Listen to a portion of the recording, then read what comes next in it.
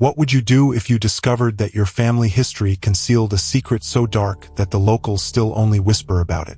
In the shadowed valleys of the Carpathian Mountains, where ancient beliefs intertwine with everyday life, there are stories that have never been recorded in official documents. One such story is about the Radulescu family, whose bloodline became so tangled that local genealogists refused to work with their family tree. If you are interested in the darkest pages of human history, stay with us. What you learn next will make you look differently at the concepts of family and kinship. On a cold October morning in 2024, Mikhail Nestorov, a researcher of Carpathian folk traditions, received a strange letter. The envelope, yellowed with age, was sent from a small village called Vishnyovka, lost in the mountains on the border of Ukraine and Romania. Inside was an old photograph and a short note written in a trembling hand. Find the truth about the Radulescu family. Their blood still flows among us. The photograph, dated 1929, depicted a wedding ceremony. A man in his 30s stood next to a woman whose face was partially hidden by a wedding veil.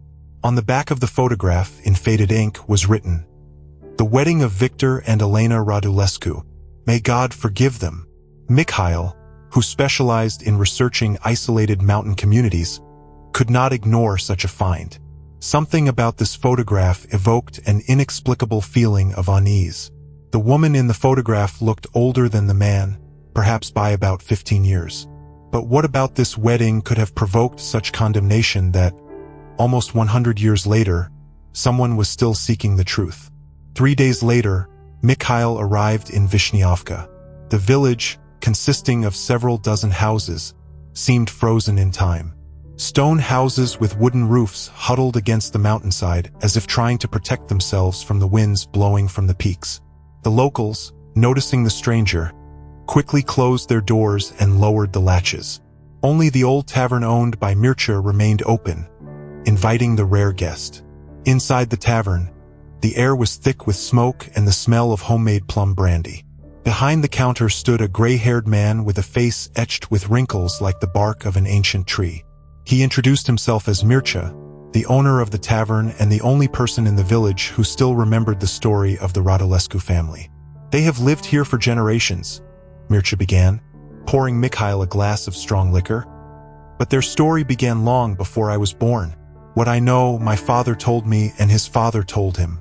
Some things are better forgotten, but the story of the Radulescus will never let itself be forgotten." According to Mircea, the Radulescu family was one of the oldest in the region.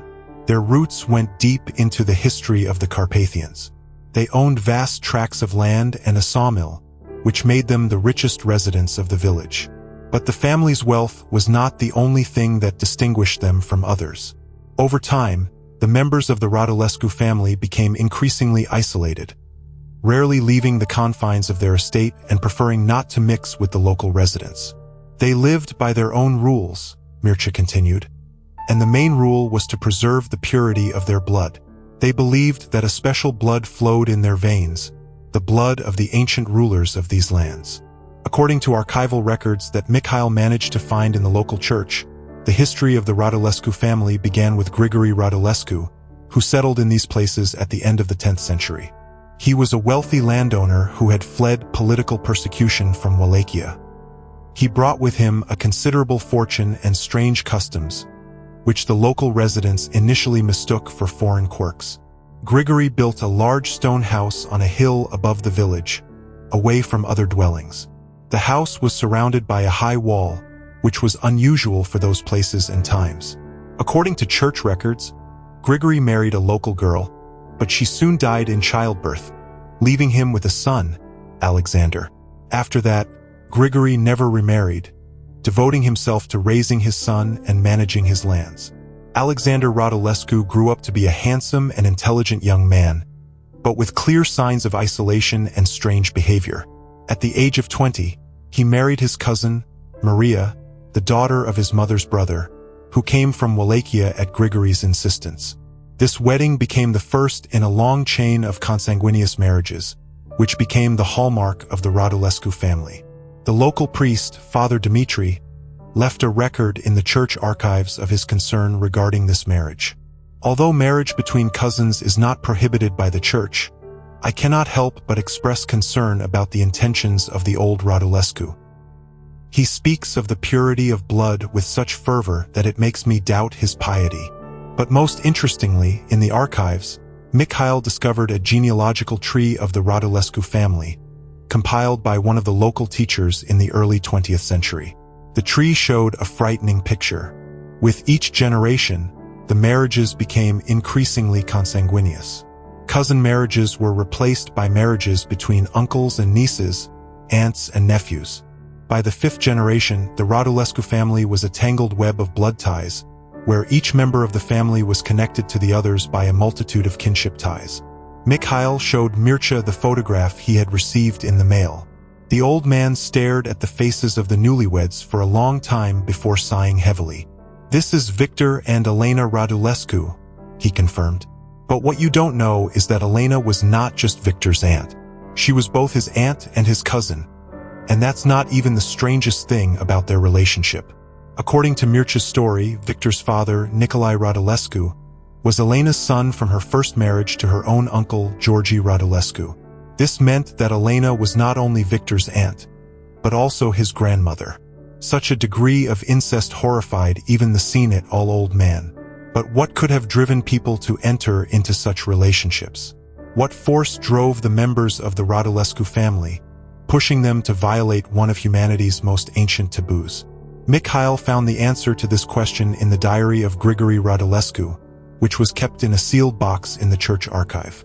The box had been given to the church on the condition that it would only be opened 200 years after Grigory's death. Since this period had long passed, Father Andrei, the current priest of Vishnyovka, allowed Mikhail to examine the contents. The diary was written in Old Romanian with interjections of Latin, but Mikhail, being a linguist, was able to decipher most of the text. What he read made his blood run cold. Grigory Radulescu asserted that his lineage came from the ancient Dacian priests who served the god Zalmoxis. According to Dacian beliefs, Zalmoxis was a god who could grant immortality to his most devoted followers. Grigory claimed that the secret to achieving this immortality had been passed down in his family from generation to generation through the preservation of blood purity and special rituals that had to be performed on certain days. "Blood is life," Grigory wrote. "The purer the blood, the closer we are to immortality. Every mixture with foreign blood distances us from the goal. Only by keeping the blood of our lineage pure can we achieve what was promised to our ancestors." Further in the diary, he described the rituals that Grigory performed in the basement of his house. These rituals included the use of the blood of family members to create special potions and ointments, which he believed prolonged life and preserved youth. Grigory also recorded that the closer the relationship between the parents, the purer the blood of their children and the more effective the rituals became. In the last entries of the diary, made shortly before Grigory's death, he mentioned a great experiment that was to continue for 7 generations. After the 7th generation, if everything is done correctly, a child with absolute blood must be born, a being capable of achieving immortality. What was even more alarming, the diary mentioned other families in different parts of the Carpathians who followed the same rituals. Grigory maintained contact with them through a secret network of messengers, exchanging information about the results of their experiments. Mikhail was shocked by this discovery. He realized that he had discovered not just a case of familial incest, but traces of an ancient cult that had continued to exist in the shadow of Christianity for centuries. But what happened to the Radulescu family in the 20th century? Why does their story still evoke such fear among the local residents? Mikhail found the answers to these questions in the archives of the local police, which were kept in the district center. In 1933, the Radulescu estate became the center of a major scandal. A local doctor, invited to the estate to assist with childbirth, reported to the authorities the terrible conditions in which the family members lived. According to the police report, about 20 people lived on the estate, all members of the Radulescu family of varying degrees of kinship. Many of them suffered from various physical and mental abnormalities caused by years of inbreeding. Some children had extra fingers, others could not speak or walk. But the most shocking was the condition of the basement of the house. In the basement, the police found something resembling a laboratory. There were flasks with blood, strange instruments, and books in Latin and ancient Romanian. Symbols resembling Dacian runes were drawn on the walls. In the center of the room stood a stone altar covered in dark stains. Victor Radulescu, by that time the head of the family, was arrested on charges of mistreating members of his family and conducting illegal medical experiments. However, the trial never took place. 2 weeks after the arrest, a fire broke out in the police station, destroying most of the evidence. Victor was found dead in his cell. The official cause of death was listed as suicide, although the circumstances of his death remained a mystery. After Victor's death, the Radulescu estate was abandoned. Elena and the remaining members of the family disappeared without a trace. Local authorities announced that they had moved to another region, but no records of their new place of residence were preserved. However, according to stories from local residents collected by Mikhail, the story did not end there. For several decades after the disappearance of the Radulescu family, people periodically went missing in the surrounding villages. Most often, these were young women or children. Some bodies were found in the forest, drained of blood, with small cuts on their necks and wrists. Others disappeared without a trace. Many local residents believed that this was the work of the surviving members of the Radulescu family, who continued their experiments with blood. Some claimed to have seen strange people wandering through the forest at night, people with pale skin and unusually bright eyes. In 1967, a group of local hunters stumbled upon a hidden cave in the mountains about 10 kilometers from the abandoned Radulescu estate. Inside, they found traces of human presence. The remains of a fire, clothing, books. Among the books was a diary written in the hand of Elena Radulescu, a diary, fragments of which were preserved in the personal archive of one of the hunters, describing the life of the remaining members of the Radulescu family after fleeing the estate. Elena wrote about how they continued their rituals in the mountain caves, how they maintained contact with other families following the same path, and how they were preparing for the birth of the 7th generation, a child who, according to their beliefs, should possess special abilities. Victor left us too early, Elena wrote, but his seed lives in me. The child I carry will belong to the 7th generation. Soon we will see the fruits of our labor. The last entry in the diary was dated June 12, 1968. Today I feel him move. He is strong, stronger than any of us. His blood is the purest blood that has ever flowed in the veins of the Radulescus. He will be immortal. After this entry, the diary ended. The hunters reported their find to the local authorities, but the official investigation quickly fizzled out. The cave was examined, but no traces of Elena or other members of the Radulescu family were found. The authorities assumed that she had died in childbirth, and the remaining members of the family had left these places. However, local residents continued to tell stories of strange encounters in the forest. Some claimed to have seen a young man with unusually pale skin and bright blue eyes who appeared in the vicinity during the full moon. Others spoke of a woman who had not aged for decades and sometimes came to the village to buy food and clothing. In 1983, a strange incident occurred in the district hospital. A young woman named Maria brought her son in for a medical examination. The boy was about 15 years old and had clear signs of genetic abnormalities. 6 fingers on each hand, unusually pale skin, and strange blue eyes that, according to the nurse, glowed in the dark. The doctor who examined the boy noticed several peculiarities in his physiology. His body temperature was below normal, his pulse was unusually slow, and his blood had a strange dark red, almost black color. When the doctor tried to take a blood sample for analysis, the boy suddenly became aggressive. The nurse later said that he possessed incredible strength for his age and build. While the doctor was trying to calm the boy, his mother disappeared from the waiting room. When the medical staff returned, the boy was also gone. The only trace of their presence was a strange symbol drawn in blood on the wall, the same symbol that had been found in the basement of the Radulescu estate 50 years earlier. The police conducted an investigation, but Maria and her son were never found. The medical card she filled out contained an address that did not exist, and a last name that was not listed in any of the local registers. However, an analysis of the blood sample that the doctor had managed to take from the boy showed anomalies that doctors could not explain. The blood contained an unknown protein compound and had an unusual cell structure.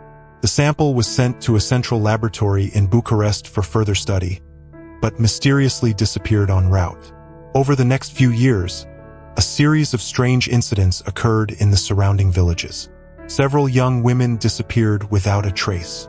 Others claimed to have met in the forest or on the road a handsome young man with unusually pale skin who tried to lure them into the forest. One of the women who managed to escape said that the young man spoke of continuing the lineage and the purity of blood. By the early 90s, these stories gradually subsided. A new generation of local residents considered them to be just scary tales that the old people used to frighten children. The Radulescu estate was finally destroyed by time, and only the ruins of the foundation reminded people that a majestic house once stood there. However, in 2005, a local forester discovered a strange burial in the forest. In a shallow grave were the remains of a young woman who had died, according to experts, about 20 years ago. Next to the body lay a medallion with a symbol engraved on it similar to the one that was found in the basement of the Radulescu estate and in the hospital. DNA analysis of the remains showed a high degree of inbreeding, which led researchers to suggest that the woman may have been a descendant of the Radulescu family. However, the most disturbing was the condition of the body.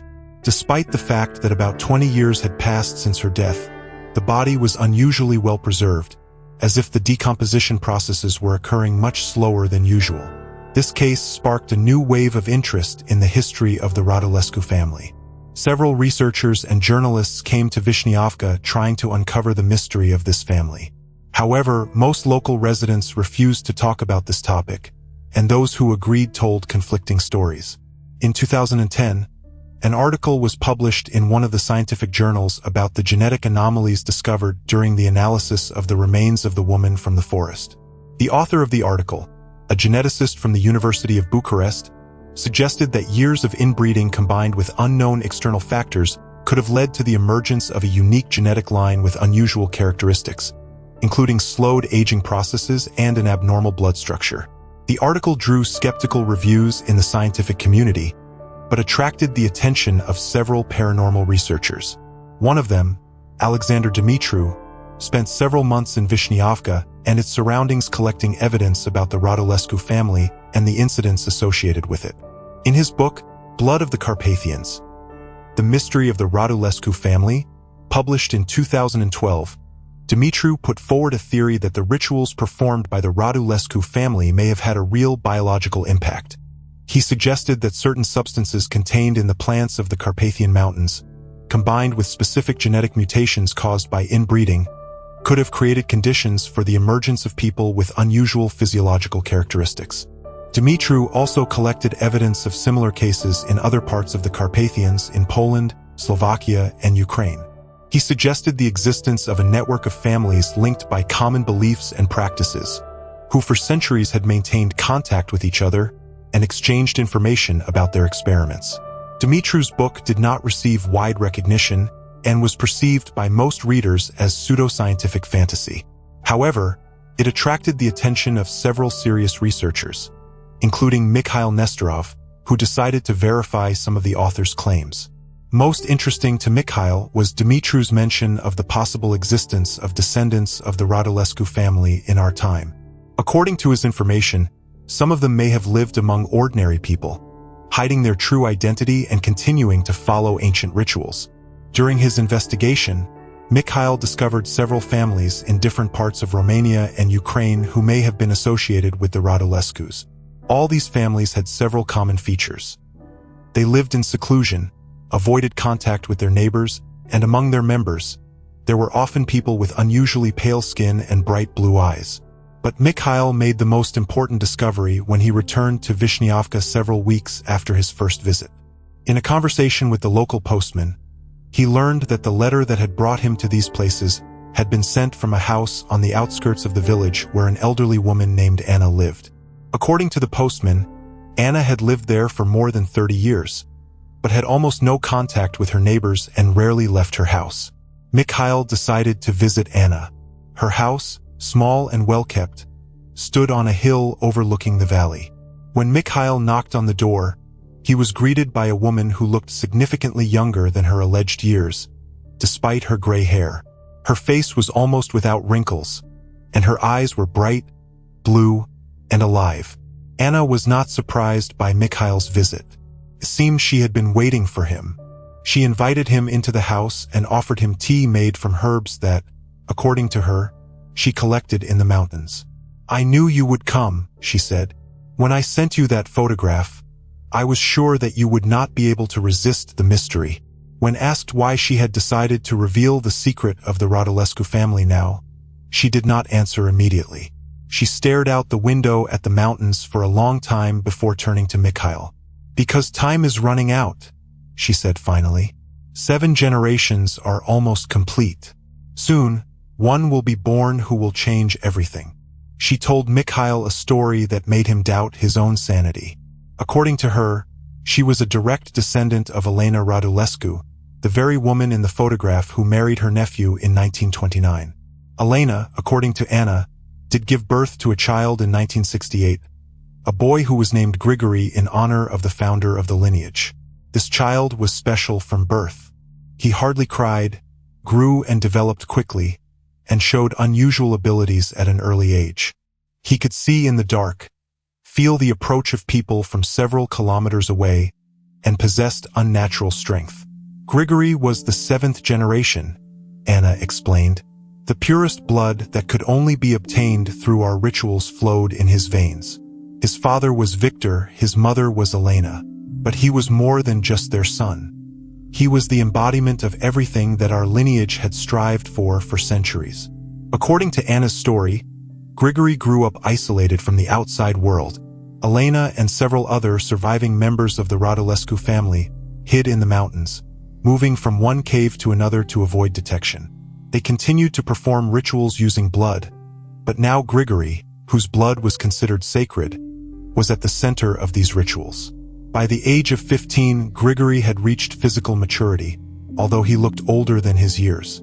His skin was pale, almost transparent, his eyes were bright blue, and his hair was white. Despite his youth, he rarely slept and could go without food for several days. But the most unusual thing was his ability to heal quickly. Wounds, cuts, and bruises on his body healed before their eyes. "We believed that he was immortal," Anna said with bitterness in her voice. "We thought that he was the embodiment of the promise given to our ancestors, but we were wrong." At 18, Grigory began to show signs of mental instability. He became withdrawn, aggressive, and often talked to himself in a language that no one understood. Sometimes he disappeared for several days, and when he returned, his clothes were covered in blood, the origin of which he refused to explain. Elena, concerned about her son's condition, sought help from other families following the same rituals. One such family lived in the mountains of Slovakia and had their own special child, a girl named Mirela, who was born around the same time as Grigory. Elena hoped that the union between Grigory and Mirela, 2 representatives of the 7th generation from different families, would create offspring with even purer blood. She organized a meeting between the young people, but the result was disastrous. At their first meeting, Grigory and Mirela experienced instant aversion to each other. They felt not like kindred spirits, but rather like natural enemies. Mirela, who had the ability to clairvoyance, saw something terrible in Grigory. Not a human, but a being using a human shell. "He is not alone in his body," she told Elena. "Something ancient and hungry lives in him. What you have been trying to summon with your rituals has come, but it is not what you expected." Shortly after this meeting, Mirela mysteriously disappeared. Her body was found several days later in a mountain stream, completely drained of blood, with many small cuts on her veins. Although Grigory denied his involvement, no one doubted his guilt. After Mirela's death, Grigory became even more unstable. He began to conduct his own rituals, using the blood of animals and sometimes people whom he lured into the mountains. Elena and other members of the family feared him, but could neither control nor stop him. The situation reached a critical point when Grigory killed one of his cousin's family members who had tried to prevent him from kidnapping a local girl. After that, The elders of the family decided that Grigory had to be stopped at any cost. They organized a ritual that they believed should deprive Grigory of his powers. For this, they needed the blood of all the surviving members of the Radulescu family, as well as certain herbs collected during the full moon on the top of the mountain. The ritual was performed in an ancient cave, where, according to legend, Dacian priests worshipped Zalmoxis. In the center of the cave was a stone altar on which the bound Grigory was placed. The elders of the family, including Elena, stood around, reciting spells in an ancient language. "We thought that we could banish what had taken possession of him," Anna said. "We believed that we could bring back our Grigory, but we underestimated the power of what lived in him." In the midst of the ritual, Grigory suddenly freed himself from his bonds with inhuman strength. His eyes, usually blue, turned completely black. He moved with incredible speed, attacking the participants of the ritual one after the other. Some he killed with his bare hands, tearing their throats. Others he bled through the many small cuts that appeared on their bodies for no apparent reason. Anna was one of the few who managed to survive that carnage. She hid in a narrow crevice in the cave, from where she saw everything that happened. Elena was the last to confront Grigory. She did not try to run or defend herself. Instead, she approached her son and hugged him, whispering something in his ear. For a moment, Grigory froze. His eyes turned blue again, and it seemed that he recognized his mother. But then his face twisted into a grimace of rage, and he plunged his fingers into Elena's throat, tearing her carotid artery. As she fell, a small vial of poison, which she had prepared in case the ritual failed, fell from her hand. The vial shattered on the stones, and its contents spilled onto the ground. Grigory left the cave, leaving behind the dead and dying. She remained in her hiding place for several hours, fearing that he might return. When she finally dared to come out, the only living creature in the cave was Elena, who, despite a terrible wound, was still breathing. "Find him," Elena whispered before dying. "Find him and stop him. What lives inside him must not spread. This is not the immortality we sought. It is something far worse." After that night, Anna dedicated her life to finding Grigory. She traveled throughout the Carpathians, following rumors of a strange man with pale skin and blue eyes, after whose appearance people disappeared or died under mysterious circumstances. "I found him several times," she said, "but I was never strong enough to stop him. Each time he slipped away, leaving behind new victims." According to Anna's story, Grigory did not age. For decades, he looked the same as he did at 20 years old, even 40 years after the events in the cave. But his mental state continued to deteriorate. He became more cruel, more reckless, and seemed to have completely lost the last vestiges of humanity. "But the scariest thing is not what he does," she said, "but what he plans. He is looking for a way to continue his line, to create a new generation with even purer blood. And for this, he needs a woman with a special lineage." According to Anna, Grigory had been tracking down descendants of other families for years, families who followed the same rituals as the Radulescu family. He was looking for a woman who was the result of many generations of inbreeding, but who did not have the same mental problems that plagued him. "And now I fear that he has found such a woman," Anna said. "Her name is Lilia. She is a descendant of one of the families connected with our rituals. She lives in a small village in the Ukrainian part of the Carpathians and has no idea about her origins or that she is being hunted." She showed Mikhail a photograph of a young woman with pale skin and fair hair. Lilia looked like an ordinary girl, except for her unusually bright blue, almost glowing eyes. If Grigory finds her and forces her to bear his child, then a creature will be born that will be even stronger, even less human than he is.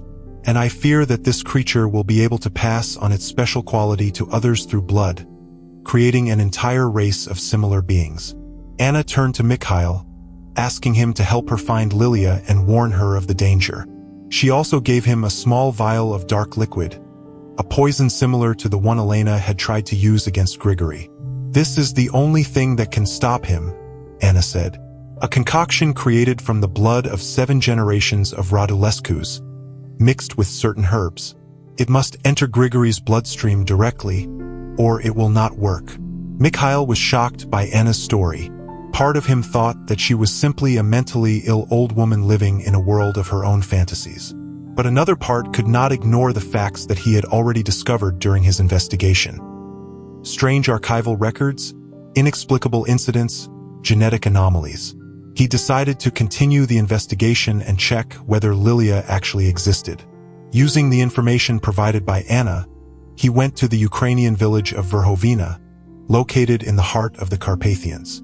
Verhovina turned out to be a typical mountain village. Several dozen houses scattered along the mountainside, an old church on top of a hill, and several shops and cafes on the main street. The locals were friendly but reserved with strangers.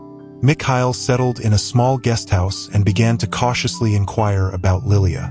He quickly learned that the girl did indeed exist. She worked as a teacher at the local school and lived alone in a house on the outskirts of the village that she had inherited from her grandmother.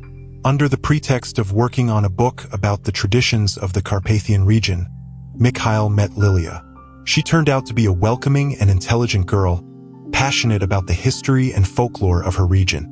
But there was something strange about her, a certain detachment, as if a part of her always remained somewhere far away. During several meetings, Mikhail learned that Lilia was an orphan. Her parents had died in a car accident when she was 5 years old. She was raised by her grandmother, who died several years ago. Lilia knew very little about her more distant ancestors, only that her family had lived in the Carpathians for many generations. Mikhail noticed several unusual features in Lilia's appearance. Not only her bright blue eyes, but also her surprisingly pale skin, which never seemed to tan, and 6 fingers on her left hand, which she usually hid with a glove or long sleeves. The more time Mikhail spent with Lilia, the more he became convinced that Anna's story might be true, but he did not know how to warn the girl about the danger without seeming crazy. The solution came unexpectedly. One evening, when Mikhail and Lilia were discussing local legends at her house, she showed him an old book found in the attic after her grandmother's death. The book was written in a strange dialect of Romanian and contained descriptions of rituals strikingly similar to those Anna had talked about. "I never could understand why Grandma had this book," Lilia said. "She was always very religious and was not interested in such things. And it's strange that some pages look as if they were read often." Mikhail decided to seize the moment and told Lilia part of the story he had learned from Anna, not mentioning her supposed role or Grigory, but talking about families who, for generations, had followed strange rituals in the hope of achieving immortality. To his surprise, Lilia did not look shocked. Instead, she confessed that she had had strange dreams all her life about caves, rituals with blood, and people with pale skin and blue eyes, like her own.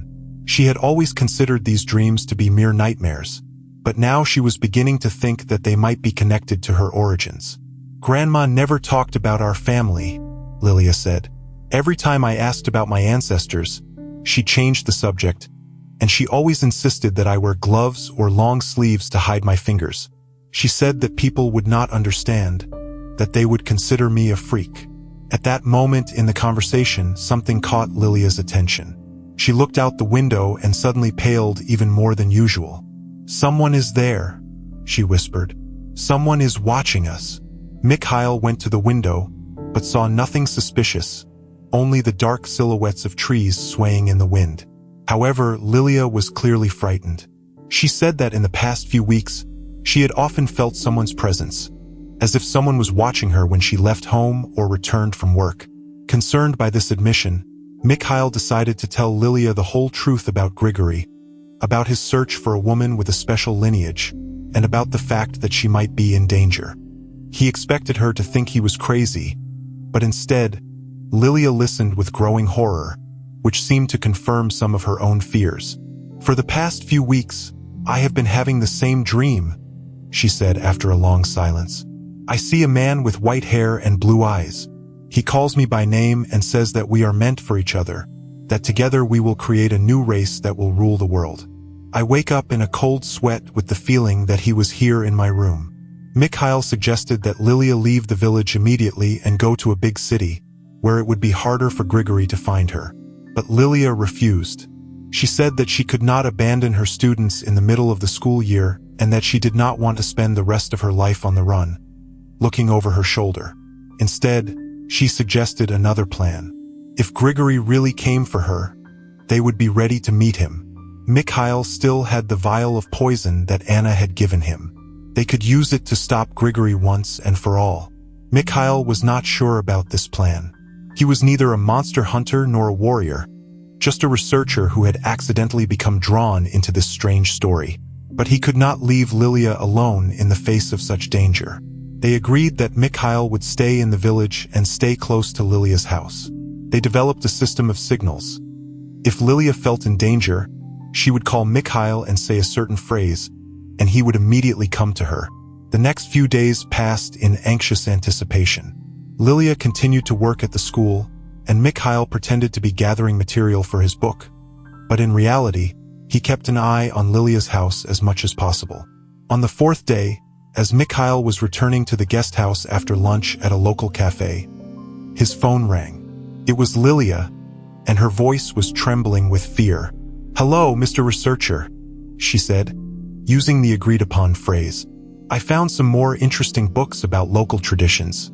Could you come over and see them tonight?" Mikhail understood the signal.